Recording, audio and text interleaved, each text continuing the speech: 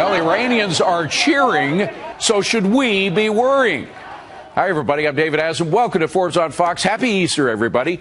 Iranians appear to be pleased with the outline of a possible nuke deal. Their chief negotiator touting it would lift all sanctions on his country, but some here say we've seen this show before and it won't have a happy ending for America or the world.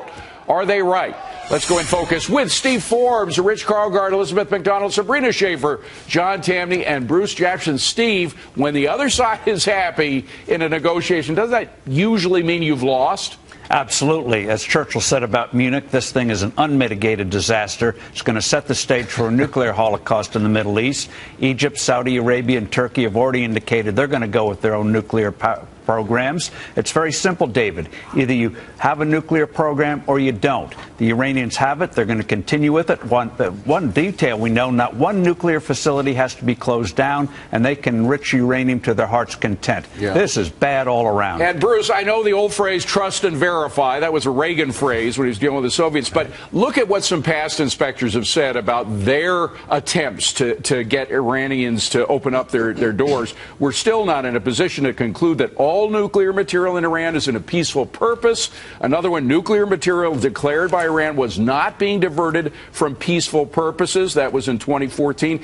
And does it make sense to lift sanctions against Iran before it satisfies the inspectors? And there's some question about whether that'll be the case this time, Bruce. Well, I think that certainly there's a lot of politics that have to play out in this country, but if you go back to that clip and you see the cheering, there were also a lot of hardliners coming out of Iran that did not like the deal. They thought that the West got too much. And I think that's a good thing because it marginalizes these hardliners in Iran. And if they don't like it, that's a good thing. Well, and it makes them less important over there. I agree. If they don't like it, it'd be a good thing. But I saw a lot of cheering and I saw a lot of bragging, Sabrina, on the part of the foreign minister and chief negotiator. And when we let them step over, there's some of the cheering, by the way, that took place. Very much government orchestrated for a lot of it. But when we let the so-called deadline pass, when we let that pass, that's when I started to worry that, geez, we're showing them a lot of weakness here. You know, I have mixed feelings about it. I think it's only concerning when you miss a deadline if your end goals aren't clear. And I think that's what we're really picking up on, is that this is an administration that hasn't been clear about what its end goals are. It has been sort of very clear that it's reluctant to use any kind of force, even when we're seeing violence erupting all over the Middle East. I think something to sort of keep in mind with all of this is that foreign policy and diplomacy is very nuanced, right? We have to consider our own self-interest, financial interest, military interest. There's a lot of egos going on. You know, is John Kerry really there thinking about the United States' best interest, or is he looking to get a Nobel Peace Prize? So all of this goes into what's coming out of this deal, and that's where I think it's still unclear. Well, it's not unclear to the chief negotiator for the Iranians. And, Rich, here's what he had to say. He said Iran will participate in all the decisions regarding the nuclear planning, and the United States will lift all the sanctions. It's absolutely clear to him who's right, him or us. Well, obviously, if he said that and he feels that, then it's probably been signaled to him that that's what's going to happen by John Kerry or somebody else. I think Sabrina said something really, really wise here, and that is that John Kerry and President Obama seem to be driven for very personal reasons, for personal glory. Howard Feynman had a piece on Friday in the Huffington Post talking about Obama's legacy. My God, how narcissistic do you have to be to put the whole world at danger for your own legacy? Well, and EMAC, it's not about legacy. It's about what's good for the American public, for us, for our safety, for our economy. And Americans do not trust the Iranians by a large majority. 55% say you can't trust anything. 28% say you can only trust a little of what they say. Yeah, that's right. And there's a good reason that Americans smartly understand what's going on, as indicated by the poll.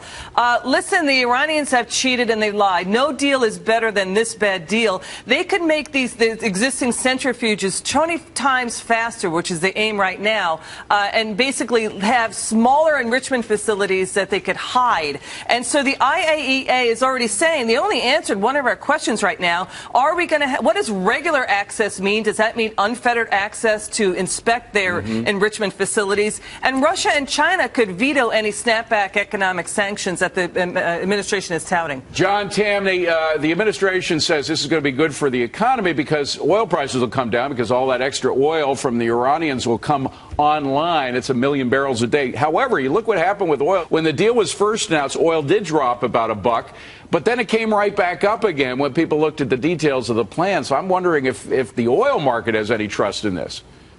Well, you know, the oil is going to flow into the U.S. regardless. This only becomes an oil story if the U.S. intervenes, because that would be negative for the dollar. I guess my problem is, once again, why are we negotiating? I keep hearing that Iran is a rogue state, so any agreement, whether strong or weak, is not worth the paper it's printed on. At some point, do we say that we needlessly elevate these countries, Cuba, North Korea, now Iran, by negotiating with them in the first place? What do you think about that, Steve? Well, you negotiate with Iran precisely because it's going to get the bomb, which has huge implications for the Middle East. Barack Obama has this strange fantasy that Iran should be allowed to dominate the Middle East, recreate the part of the Persian Empire, and it'll work well with the U.S. It's crazy, but that's his vision. It's not ego so much as this is what he thinks what the world ought to do. And David, say it again. If Iran looks like it's going to get the bomb, others in that neighborhood will get it, and the whole world will suffer for it. And Bruce, to Emac's point about legacy, it does appear that President Obama has this idea that he could be like Kissinger and Nixon did with China, that he could bring Iran into the real world. But aren't the situations completely different? Well, I think they are different, but I am of the thought of nothing is lost until you give up. And I think that what is shown here is that, you know, you're shining more light on the deal, you're moving ahead. I think one thing that I am really disappointed in is there was a Pew poll out in the last week that said only 27% of Americans were even paying attention and knew these talks were going on, which I think is really unfortunate for anybody who's declaring victory. Well, I got to say, Emac, one of the reasons Americans don't care is because they're more worried about their jobs. We have that terrible jobs figure. We're going to talk about more about that later in the show. But there are other things in people's mind. Maybe they just don't give that much credence to this deal. I do think people are watching in America. I really do. Listen, no agreement until everybody's in agreement. How about that? The Economist magazine is saying that too. And by the way, if Iran has cheated and lied all this time, other countries seeking the bomb could also cheat and lie too to international inspectors. And by the way, as Katie McFarland has said, 70% of the population in Iran is under 30. Remember, there was an uprising there that we ignored. Why not toughen it out and wait out the mullahs until they get out, right? And Sabrina, I love the way the president puts it. There's no alternative between either a deal or war, either now or later. There is another alternative. As we mentioned before, Ronald Reagan turned around the Soviet empire by empowering the people that were for freedom within that empire. We have done nothing of the same sort in Iran, have we? Yeah. No, and I think what we really would like to see, obviously, is sort of a gradual overturning of the regime rather than some kind of immediate revolution. And part of that goes to the reason that why we may, in the best case scenario, why we would, in fact, try to negotiate with Iran. It's not because we actually believe that they're negotiating in any kind of good faith.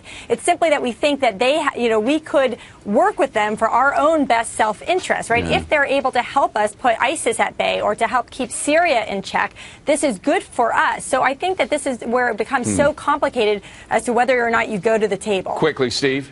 I was paraphrasing Churchill. They wanted a deal. They say it's between a deal and war. They got the deal. They're going to get war.